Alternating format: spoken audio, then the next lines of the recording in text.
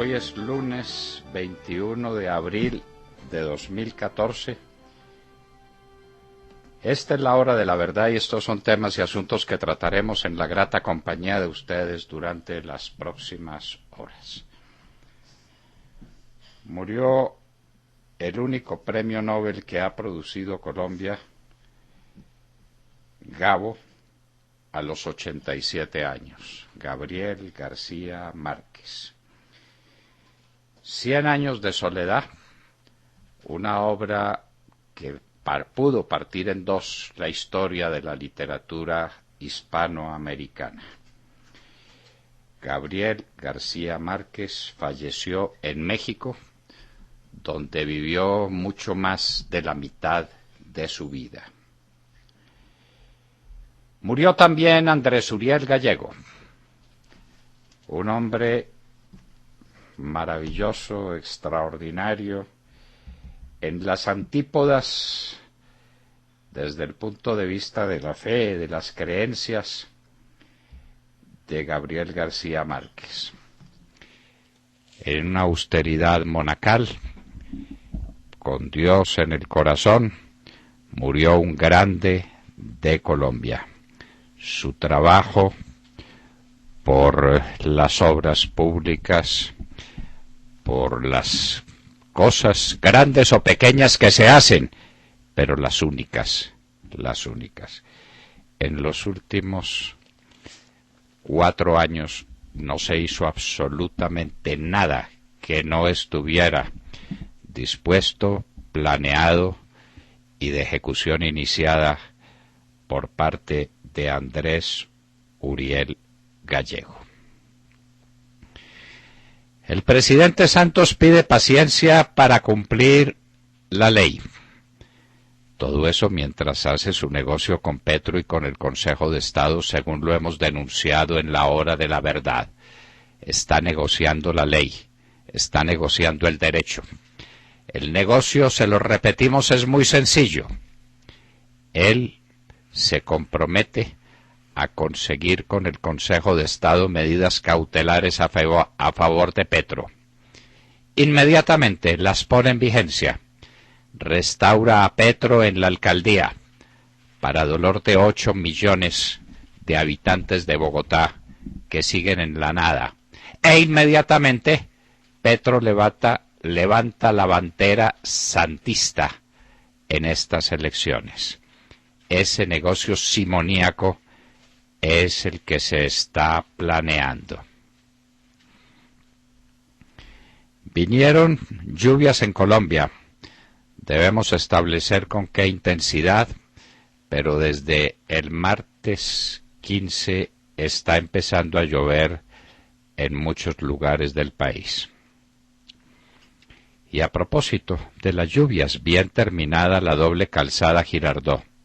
No la habían inaugurada y ya se derrumbó. El gobierno ataca a Fedegan. Las lecciones de Castro y Maduro. Silenciar la oposición. Simplemente anuncian que tendrán investigaciones, que hay que ver qué se está haciendo con el dinero del fondo ganadero. ¿Qué hay en el fondo? Nada. Un proceso electoral en marcha y toda la política sucia que aconseja JJ Rendón para estos casos. El naufragio del buque surcoreano. Más de 250 desaparecidos, que son jovencitos, casi niños, ahogados en un ferry en Corea del Sur. Murió el Cheo Feliciano, un grande de la salsa. ¡Ay, el cinturón de seguridad! Dijo su esposa que le incomodaba mucho. A las 4:30 de la mañana, no sabemos si con licor o sin licor, pero a las 4:30 de la mañana perdió el control de su vehículo y se estrelló contra un poste, uno de los grandes de la salsa de todos los tiempos. Los diálogos del para nada. Maduro dice a todo que no. anuncia un nuevo plan económico, que será más importante que el que lanzó hace un tiempo, cuando se robó los bienes de todos los almacenes que tenían bienes durables o semidurables a disposición. ¿Qué irá a hacer ahora este salvaje? Crimen del ganadero Luis Alberto Álvarez en Arauca. La ración diaria de violencia. A propósito, sigue el oleoducto Caño Limón Coveñas sin reparación pasible. Ahora son los indios UBA, movidos por las FARC, los que no permiten a los técnicos llegar al sitio donde están las voladuras. Total, no hay bombeo de petróleo en el que fue el campo más importante que ha tenido Colombia en su historia, Caño Limón. Sigue la tensión en Ucrania. Hubo un acuerdo entre las partes intervinientes en el conflicto, pero está a punto de romperse. Los Estados Unidos dice que pondrá vigilancia aérea sobre toda Europa. Francia manda aviones a la región, especialmente a la del Báltico, Letonia, Estonia, Lituania. ¿Qué va a pasar? Siguen las tensiones y Putin sigue avanzando. En Venezuela vuelven los estudiantes con sus manifestaciones. La resurrección de la democracia es ahora su lema. Y la fe está viva. Un mundo sediento de Dios. La hermosa homilía del Papa Francisco desde Roma.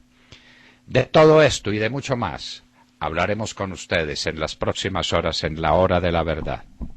Les damos la bienvenida a ustedes para que nos sigan a través de nuestras redes sociales en Facebook, Hora de la Verdad, y a través de Twitter, @Hora de la Verdad. Por Londoño, vamos con William Calderón primero, que tenemos problemas de sonido con Monse.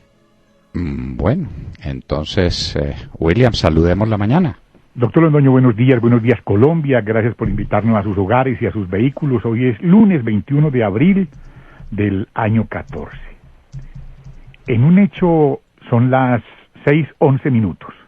En un hecho sin precedentes se convirtió la ausencia total del Estado colombiano en los departamentos de Arauca, Meta, Casanare, Santander Norte de Santander, Boyacá, después de cumplidos 26 días de haber sido dinamitado el oleoducto Caño Limón Coveñas sin que se le dé una verdadera solución a esta crítica situación, que tiene sin bombeo a esta zona del país en donde gobiernan los indígenas UA, quienes no permiten la presencia del Estado, impidiendo con ello la explotación petrolera. El alto gobierno había dispuesto la mediación de los ministros de Minas, Amílcar Acosta, del Interior, Aurelio Iragorri, y de Medio Ambiente, Luz Helena Sarmiento, y a ellos tampoco los quisieron atender. Mejor dicho, nos quedamos sin bombeo en el principal centro de explotación petrolífera de Colombia. Doctor Londoño, ¿quién manda en Colombia?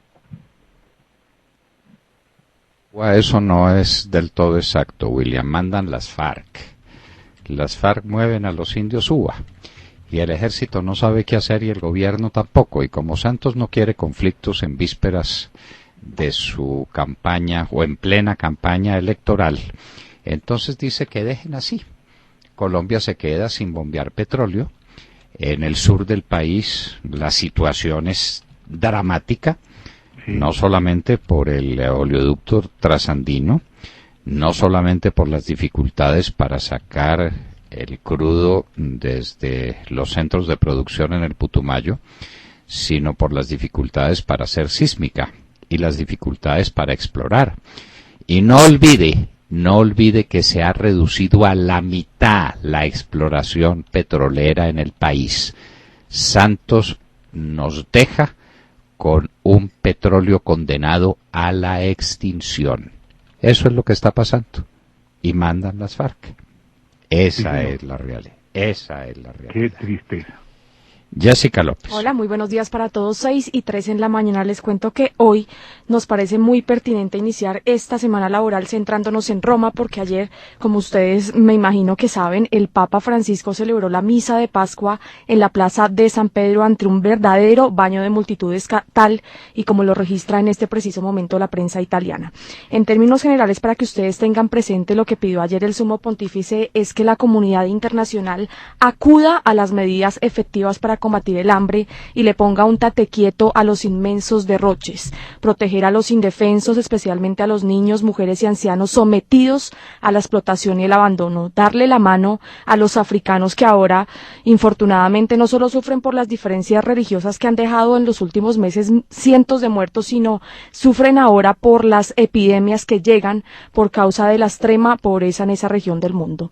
El querido Papa Francisco le pidió también a Dios en la misa de resurrección de ayer que cesen los conflictos que azotan el planeta. Habló específicamente de varios países, inició por Siria, donde infortunadamente estamos viendo los periódicos árabes a esta hora, dicen que las elecciones presidenciales se celebrarán el 3 de junio y según las estadísticas y las fuentes oficiales se presume que el presidente Bashar al-Assad va a obtener nuevamente el periodo de 7 años para gobernar ese país. En medio de este conflicto bélico, que ya lo hemos dicho, ha dejado más de 150.000 personas muertas. También se dijo ayer, fue muy importante, una rueda de prensa que tuvo el presidente de Francia, François Hollande, donde él lo que hizo fue confirmar que el presidente de Siria sigue utilizando armas químicas pese a la prohibición de la ONU. Pasamos a otro país. El Papa también habló de Irak. Infortunadamente, también hay que decirlo, desde el viernes pasado venimos haciéndole un seguimiento a la prensa de ese país y se dice que los ataques no cesan allí. Ayer 12 personas murieron y 49 resultaron heridas en varios hechos violentos que tuvieron lugar en el sur de Irak. También el Papa mencionó a Venezuela, pidió por el diálogo, por la reconciliación en ese país, y lo que vemos es que como pasa en Irak, como pasa en Siria, la violencia sigue porque las manifestaciones y los enfrentamientos que han surgido en estos días entre la policía y los estudiantes siguen su curso. Hoy lo que se dice es que la gran noticia en Venezuela es que el ministro de Relaciones Exteriores de China llegó ayer a Caracas para afianzar los lazos de cooperación con su amiga Venezuela. Y también el Papa habló de Medio Oriente, por supuesto, ya les dije, se refirió específicamente a Irak y habló de Nigeria. En África la situación, como les digo y como hoy confirman los periódicos, es lamentable porque ya no solamente estamos hablando del cruce entre partidos musulmanes y cristianos, sino estamos hablando de enfermedades, de epidemias muy serias que han dejado principalmente a los niños muy afectados, y por eso el llamado del Papa a la comunidad internacional a actuar y no quedarse en palabras es lo que pidió el Papa Francisco el día de ayer. Sí, en un mundo que, como diría el poeta Guillermo Valencia, un mundo que muere sin sangre entre las venas, hay que rescatar el espíritu, hay que rescatar la fe, hay que volver los ojos hacia el cielo, hay que volver los ojos hacia Dios, porque si solo somos materia, pues la conclusión es que está todo autorizado, que la violencia está autorizada, la fuerza está autorizada, todo está autorizado. ¿Qué lo prohíbe? ¿Qué lo impide? Si no hay otra cosa que la materia débilmente organizada o fuertemente organizada dentro del caos, si solamente existe eso, no hay límite para las malas acciones de los hombres y para los abusos del poder. Precisamente criticamos los abusos del poder porque hay un derecho eterno, superior a los gobernantes, que está por encima de ellos y a los que ellos se deben, el poder que viene de Dios. Si prescindimos de Dios, Jessica, todo está perdido. Totalmente. Y por eso la voz de Francisco resuena en todos los confines de la tierra, porque el hombre está sediento de espíritu, está sediento de fe, y en medio de tantas tragedias y de tantos abusos, vuelve los ojos al cielo y dice: Dios mío. Montserrat Fernández, parece que ahora sí está su micrófono funcionando. Adelante, Montserrat. Sí, ya funciona. Muy buenos días. Colombia está de luto. falleció el exministro de Transporte del gobierno del expresidente Álvaro Uribe, Andrés Uriel Gallego, tras una larga enfermedad, y falleció el Premio Nobel de Literatura Gabriel García Márquez, el padre del realismo mágico y el que mejor supo describir a Colombia, ¿no? A veces Colombia se parece a Macondo. Lo digo con todo el respeto, pero es así, un lugar donde todo puede pasar. Ambos dejaron un interesante legado, cada uno en su campo, y serán recordados por sus obras. Andrés Uriel con sus carreteras que tanto han criticado algunos y que después esos que criticaban no hicieron nada, ¿no? Y Gabriel García Márquez con su maravillosa literatura que tantas ovaciones, premios y aplausos ha levantado. Maravilloso escritor, es uno de mis escritores favoritos, tengo que admitirlo, pero también tengo que decir, en defensa de la congresista electa María Fernanda Cabal, que enturbió su literatura con algunas amistades peligrosas como las de Fidel Castro. Me refiero al comentario vía Twitter de María Fernanda Cabal, que fue muy duro, muy inoportuno también. García Márquez fue amigo de dictadores como Fidel Castro y sus posturas políticas en favor de ciertas dictaduras pues dejan mucho que desear. Sí, el comentario de María Fernanda Cabal cuando dijo pronto estarán juntos en el infierno, refiriéndose a Gabo y a Fidel, fue inoportuno. La propuesta del senador Armando Benedetti del partido de la U, del gobierno de Juan Manuel Santos, de retrasar su posesión debido a ese trino, pues a mí me parece que esa propuesta está en la línea del más rancio castrazón. La senadora electa cuando dice que comprueba que una vez más la libertad de expresión en el medio colombiano resulta una actividad de alto riesgo. Desde el respeto que merece el genio literario indiscutible, premio, insisto, algunas amistades peligrosas, muy cuestionables, como las de Fidel Castro, y defendió regímenes dictatoriales como el que sufre Cuba. Inoportuna quizás María Fernanda, pero no por ello menos cierto su comentario. Y bueno, en Cultura hablaremos más ampliamente de Gabriel García Márquez y aprovecharé también para dar lectura a algunos comentarios de los oyentes sobre Gabriel García Márquez, del que estoy tomando muy buena nota, como algunos en los que dice Pipo que qué hizo por su pueblo natal y por Colombia con su premio Nobel y con todo su renombre, y qué hizo por Aracataca. Comentarios válidos que yo quiero leer más tarde en Cultura. Montserrat, como cristiano yo debo decir que desde el fondo del corazón le pido a Dios que haya tenido compasión por nuestro hermano Gabriel, quien dijo todas las veces que pudo que no creía en Dios. Lo lamento por él, no por Dios, a quien no le hace falta ese reconocimiento y no le hace falta ninguno. Dios existe porque sí, y está más allá de cualquier blasfemia y de cualquier injuria que le lance un pobre gusano que es un ser humano, cualquiera que él sea. Como cristiano, pido a Dios que tenga compasión de nuestro hermano Gabriel y que lo lleve a su seno. Un solo minuto de arrepentimiento, un solo segundo de lucidez bastaría para ese milagro. Pero pues otra cosa es el análisis político. Yo aquí tengo en mis manos un libro, Montserrat, muy importante, que se llama Maquiavelo en los infiernos. Y es una obra que juzga al escritor y que tampoco tiene por qué condenar a Maquiavelo al infierno. Me enseñaban a mí, los jesuitas, cuando yo era alumno de ellos hace muchos años, que del único ser del que había certeza que había estado en el infierno, porque dijo el Señor, más le valía no haber nacido, fue de Judas Iscariote. De todos los demás, todo depende de la misericordia de Dios, todo depende de una justicia divina a la que nosotros ni nos arrimamos siquiera. Dios será quien la imparta y Dios es infinitamente sabio, poderoso y justo. Pero otra cosa es que no se puedan juzgar los actos de los hombres.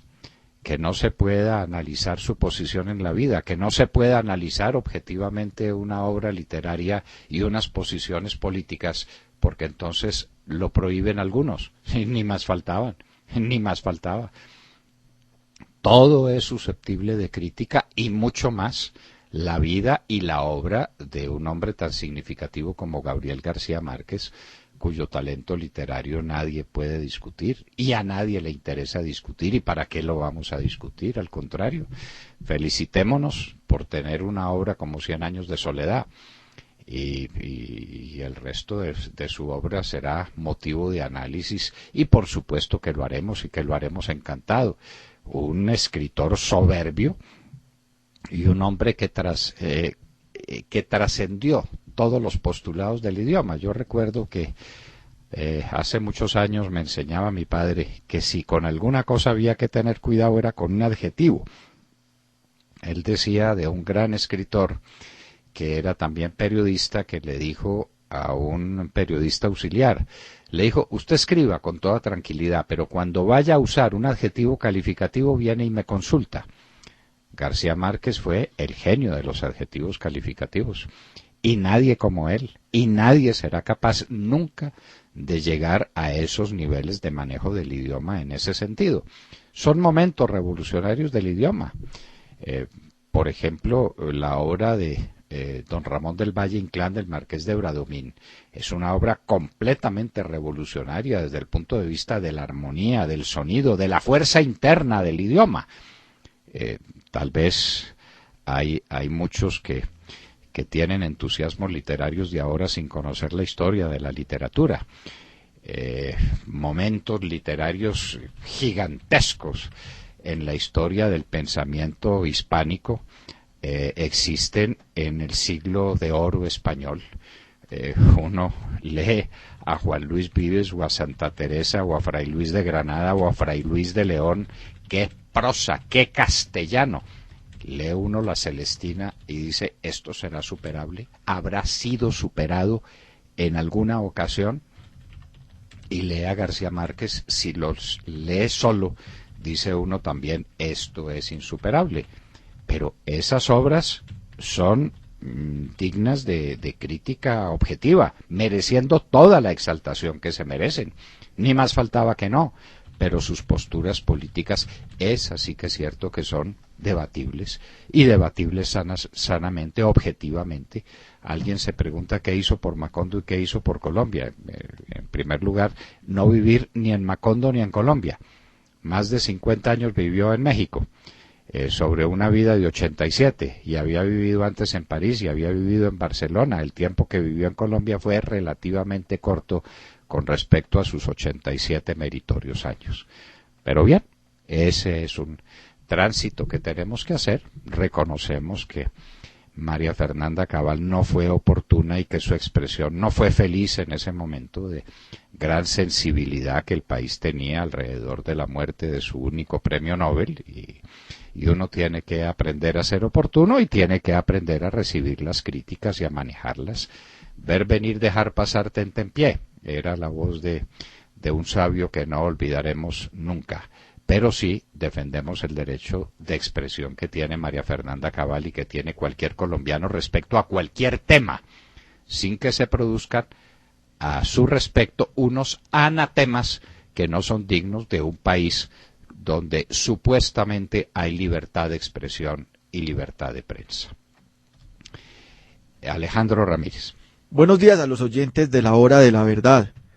Hoy los saludamos con una triste noticia.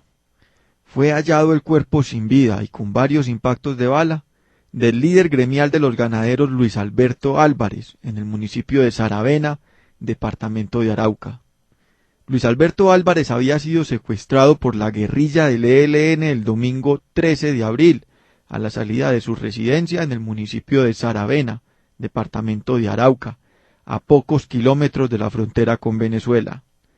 La muerte del ganadero fue confirmada desde la cuenta de Twitter de la Fuerza de Tarea Quirón, unidad militar que actúa en la región fronteriza con Venezuela, caracterizada por la presencia de guerrilleros del ELN y las FARC. El cuerpo sin vida del ganadero fue encontrado por campesinos durante la noche del sábado al domingo en un sector conocido como Puente Político, zona rural del municipio de Saravena. Esta muerte en cautiverio se suma a la muerte en cautiverio del ganadero Francisco Polanía Gutiérrez, de 67 años, en el corregimiento de Potrerillos, municipio de Lobo Huila, por parte de las FARC, el 9 de abril. El comandante del ELN, Nicolás Rodríguez Bautista, alias Gavino, confesó recientemente que esta guerrilla tiene en su poder algunos retenidos. Gustavo Aníbal Giraldo, alias Pablito, es el jefe guerrillero de más alto rango del ELN, quien había sido capturado el 6 de enero del 2008 en Bogotá por miembros del ejército colombiano. Se conoce que el guerrillero opera en la frontera con Venezuela, a donde huyó luego de ser rescatado a sangre y fuego de una cárcel de Arauca, a donde había sido remitido desde la penitenciaría de Cómbita, Boyacá, para atender una orden de autoridad judicial. Desde la hora de la verdad, le solicitamos a nuestros oyentes sus oraciones por Eduardo Alfonso Vives Lacouture, quien permanece en cautiverio desde inicios de marzo. Sí, señor. Se nos olvidan los secuestrados, se nos olvidan los muertos, se nos olvida lo que está pasando en Colombia en unas situaciones extremas por obra de esa guerrilla armada por Fidel Castro, que ha sido Satanás para Colombia. Y ese es uno de los puntos que nos distanciarán para siempre, por lo menos de esa parte de la vida de Gabriel García Márquez, mi hermano Fidel. Y cuando lo encomiaba como el hombre más importante, se estaba olvidando del 9 de abril, de la guerrilla de las FARC, de la guerrilla del ELN, del EPL, del M-19, de todas las guerrillas que armó para asesinar colombianos. Y ese es un olvido bastante lamentable, porque Fidel Castro ha sido Satanás para Colombia, y lo está haciendo en este momento. Esos guerrilleros asesinados son asesinados en nombre de la Revolución Cubana, y eso no es de ninguna manera aceptable, desde nuestro parecer, desde nuestro punto de vista. Fidel Castro es un hombre nefasto en la historia de Colombia, y a ese alero nos hemos acogido para los llamados diálogos de paz. Él es el garante moral de lo que está ocurriendo con esos diálogos de La Habana, que no son otra cosa, como lo hemos dicho 1000 veces, que un propósito cada vez menos encubierto para convertir a Colombia en una nueva Cuba. Chávez lo dijo, y esto tampoco es una traducción liberal ni es una traición. Dijo: yo quiero parecerme a Fidel Castro, ser como Fidel Castro, y quiero que mi pueblo, Venezuela, sea como Cuba. Lo dijo expresamente, lo dijo. Y entonces esa es una receta que muchos no podremos aceptar. De manera pues que son no amistades peligrosas. Hay una novela francesa muy famosa que se llama así: las amistades peligrosas son más que peligrosas. Son amistades absolutamente condenables e inmanejables desde el punto de vista de las afinidades selectivas. Uno no puede elegir su familia, decía alguien, pero sí tiene la obligación de elegir muy bien sus amigos. Y estas eran noticias de la mañana que les traíamos a ustedes desde la hora de la verdad.